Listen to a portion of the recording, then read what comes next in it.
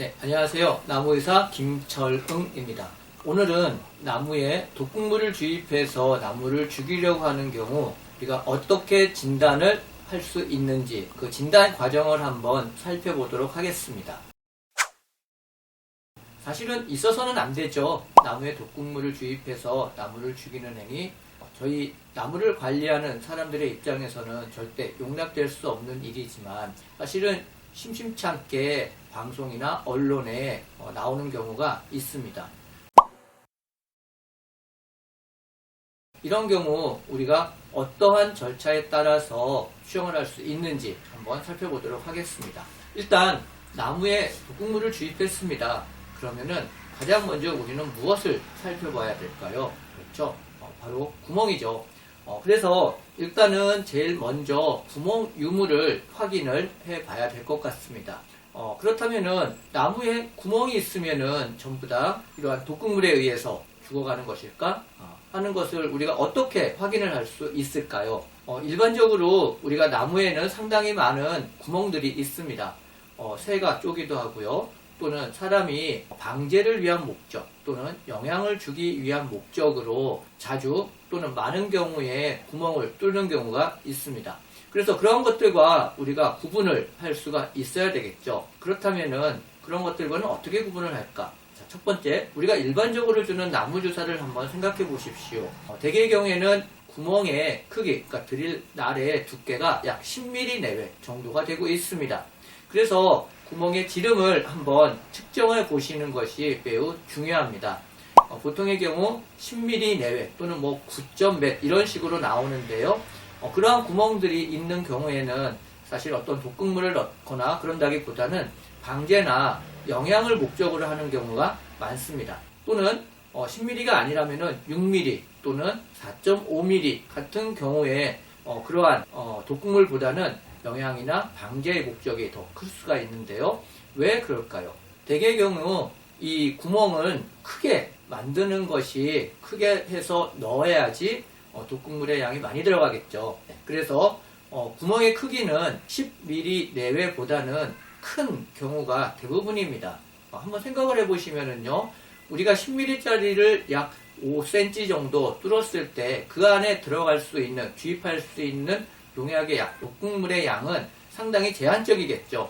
그러다 보니까 굉장히 많은 개수를 뚫어야 됩니다. 그래서 그러한 것들을 번거로움을 덜려면 어떻게 해야 될까요? 한 번에 크게 뚫어야 되겠죠. 지금 보시는 이 사진은요, 강준영 원장님의 나무치료 이야기라는 그러한 부분에 나와 있는 사진입니다. 보시는 것처럼 100원짜리 동전계의 굵기에 그러한 구멍이 나 있죠. 이 정도 뚫어서 독극물을 넣어야지 어느 정도 피해를 줄 수 있지 4.5mm짜리 뚫어가지고 거기에다가 독극물을 넣는다? 이러는 것은 상당히 손이 많이 가는 그러한 일이 될 것 같습니다. 그래서 일단 첫 번째는 구멍이 있는지 없는지를 확인을 해보고요. 두 번째는 구멍의 크기를 측정해 보시면 되겠습니다. 그래서 일반적으로 우리가 쓰는 그러한 크기라면은 우리가 독극물을 조금 염두에 두지 않아도 될 것 같습니다. 그러면은 구멍의 크기만 확인하면 되는가? 사실은 여기에서 가장 중요한 팁이 하나가 있는데요. 바로 이 구멍에 있는 유압 조직의 정도를 살펴보는 것입니다. 왜냐하면 독극물을 주입해서 나무에게 피해를 주는 경우에는요, 상당히 짧은 시간 내에 이루어지는 일인 거죠. 때문에 구멍을 뚫고 상당히 빠른 시간 내에 피해를 보기 때문에 유압 조직이 생길 시간이 거의 없습니다. 그래서 구멍을 뚫었는데 유압 조직이 생기지 않은 최근에 그러한 자국이 있는지를 확인하는 것이 굉장히 중요하죠. 의외로 거줌나무라든지 소나무에 보면은요, 구멍이 꽤 많은데 대개의 경우에 보면은 유압 조직이 형성되어 있습니다. 그래서 유압 조직의 형성 유무가 이 독극물을 주입했을 때 구별을 할 수 있는 굉장히 중요한 하나의 팁이 될 수가 있는 것이죠. 그래서 유압 조직 형성이 잘 되어 있는 경우에는 분명히 일정 기간의 시간 동안 계속 생육을 했기 때문에 그러한 유압 조직이 생길 수가 있는 거죠. 그래서 그러한 구멍은 독극물과는 상관이 없는 걸로 봐주셔야 됩니다. 우리가 굉장히 많은 경우에 실수하는 경우가 구멍이 있고 나무가 죽었으면 전부 다 이 구멍이 독극물을 주입했던 흔적이라고 생각을 하시는데 절대 그렇지가 않다는 거죠. 그래서 일단 유압조직 유무 확인을 하는 것은 굉장히 중요합니다. 그리고 이러한 과정들을 다 살펴보고 난 다음에 이 구멍의 개수도 상당히 중요합니다. 구멍의 개수는 많을수록 많은 양을 넣을 수 있기 때문에 굉장히 중요하죠. 하지만 유압조직이 있는 구멍은 빼주시고요. 그리고 이 구멍을 뚫은 흔적이 상당히 최근의 것일 겁니다. 물론 이제 일정 시간이 지나고 나서 그러한 것들을 확인하기가 조금 어려운 경우도 있긴 하지만은 굉장히 빠른 시간 내에 죽었고 그 다음에 그러한 것들을 빨리 확인을 한 상태라면은 되게 밑에 톱밥 같은 것들이 일부 있을 수도 있고요. 그렇습니다. 그래서 우리가 독극물을 주입해서 나무가 죽었다거나 할 때 진단하는 방법은요. 첫 번째, 구멍이 있는지 없는지 살펴보고요.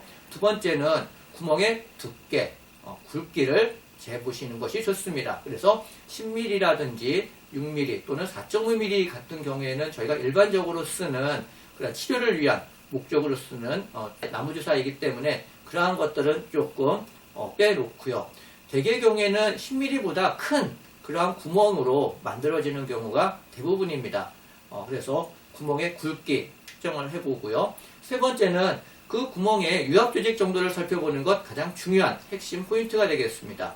유압조직이 있다는 것은 오랜 시간 전에 만들어졌고 충분히 회복이 됐다라는 의미죠.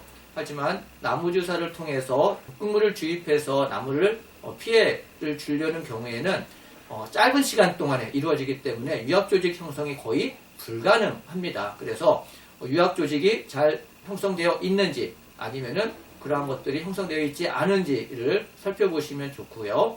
마지막으로 개수가 굉장히 중요합니다. 한두 개 뚫어가지고 독극물을 넣었다고 그래가지고 물론 크기에 따라 틀리긴 하지만은요. 금방 나무에게 피해가 나타나는 경우는 조금 드물 것 같습니다. 그래서 상당히 많은 개수를 뚫어야 되고 그 뚫은 개수 안에는 유압조직이 형성되지 않았다라는 그러한 특징이 있겠죠.